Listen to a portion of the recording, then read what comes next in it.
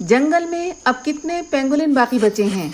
इसका जवाब है कि उतने ही जितने रातों को इंतहाई कम नजर आने वाले खुरदरी खाल वाले, चींटियां खाने और दूध पिलाने वाले जानवर जो दुनिया में सबसे ज्यादा स्मगल किए जाते हैं।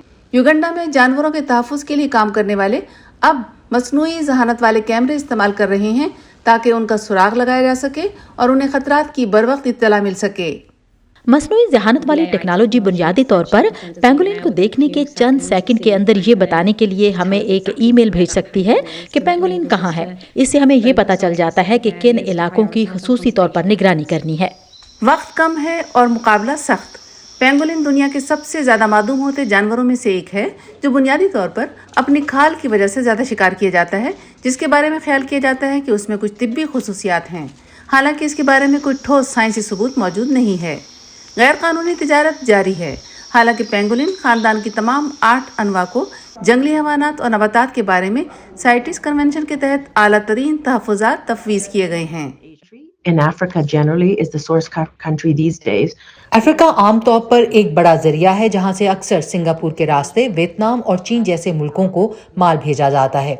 साइटिस ने कुछ हालात में इस्तिस्ना के अलावा बैनुल-अक़वामी सतह पर पेंगोलिन की तमाम किस्मों की तिजारत पर पाबंदी लगा रखी है, लेकिन हर रुकन मुल्क को इस हवाले से अपने कवानीन इख्तियार करने हैं। इस तनाजुर में जब ये निफाज और एहतसाब की बात आती है तो साइटिस रुकन ममालिक को सिर्फ मजीद काम करने पर जोर दे सकता है।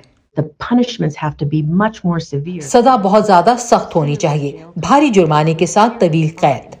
वो शहरी जो इंटरनेट देखते हैं वो पेंगोलिन की मशकूक मसनूआत की फरोख्त के बारे में जंगली हयात की स्मगलिंग रोकने के लिए सरगर्म इदारे को ऑनलाइन रिपोर्ट कर सकते हैं, जो इन मसनूआत को हटाने के लिए टेक्नोलॉजी कंपनियों के साथ काम करती है। Centre for advance defence studies की तजियाकार एलन टायरा का कहना है कि गैर कानूनी तिजारत के ठोस सबूत तलाश करना मुश्किल हो सकता है। जंगली हयात की फरोख्त के लिए असल लेन देन या मुज़ाकरात बराह रास्त पैगामात के जरिए भी हो रहे हैं जो नजर नहीं आते। ह्यूमन सोसाइटी इंटरनेशनल के एडम पेमेन के मुताबिक हकीकत ये है कि तहफ़्फ़ुज़ का सबसे ज्यादा मौसर प्रोग्राम कम्युनिटी की शमूलियत से होता है। मिसाल के तौर पर अफ्रीका में ऐसे वाक़यात पुलिस के हवाले करने के बजाय वाकई मकामी बरादरियों को खुद आपस में काम करना है और इस ख्याल का नफाज कि पेंगोलिन को गोश्त के लिए निशाना नहीं बनाया जाना चाहिए। एडम ने जोर दिया कि पेंगोलिन एक साल में 7 करोड़ चींटियां और दीमक खा सकते हैं। उनकी हिफाजत उन बड़े माहौलियाती निज़ामों के ज़वाल को रोकने के लिए बहुत ज़रूरी है जिनमें वो आबाद हैं। वेरोनिका बाल्दरेस अग्लेसियस की रिपोर्ट के साथ Yasmeen Jameel, voice of America.